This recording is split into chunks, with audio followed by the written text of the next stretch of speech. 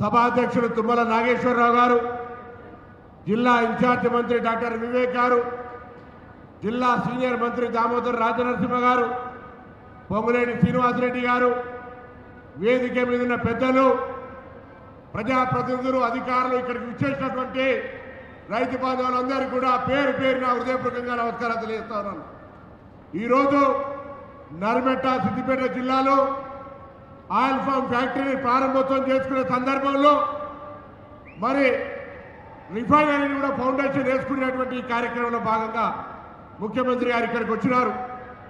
పెద్దలు తుమ్మల నాగేశ్వరరావు గారు గత కొంతకాలంగా ఆయిల్ ఫామ్కు సంబంధించి మన అమూల్కు సంబంధించి కురియన్ ఏ విధంగా జ్ఞాపకం చేసుకుంటామో తెలంగాణ ప్రాంత రైతాంగానికి అన్ని జిల్లాల నుంచి అశ్వరూపణకు తీసుకెళ్లి ఆయిల్ ఫామ్కు సంబంధించి ప్రోత్సహించే కార్యక్రమాలు చేపడతా ఉన్నారు.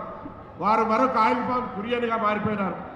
ఈరోజు రైతుకు కావాల్సిందే సరి అయినటువంటి గిట్టుబాటు ధర, మార్కెటింగ్ అవకాశం.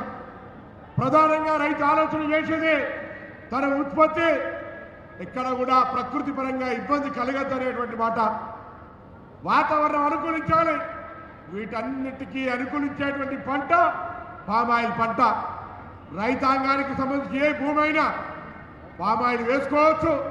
ఇంతమంది పెద్దలు ఎంపీ గారు చెప్పినట్టుగా ఎటువంటి ప్రకృతి పరమైన వైపరీత్యాలకు ఇబ్బంది లేదు, జంతుపరంగా ఇబ్బంది లేనటువంటిది.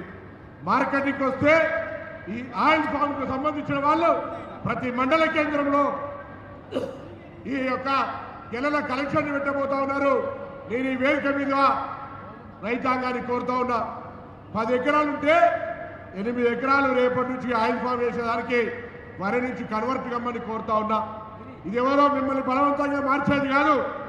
దాని తర్వాత ఇప్పటికే తుమ్మల నాగేశ్వరరావు చెప్పినారు, 3 సంవత్సరాలు మాకు పంట పెరిగే వరకు నష్టం జరుగుతుందని.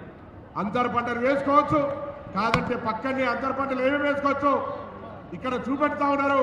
కాబట్టి ప్రాంత రైతాంగం అంతా కూతవేటి దూరంలో ఓపెన్ అయిన ఈ ఫ్యాక్టరీని వినియోగించుకొని ఆదిలాబాద్ నుంచి పండింది కూడా ఇక్కడికి రావాలి.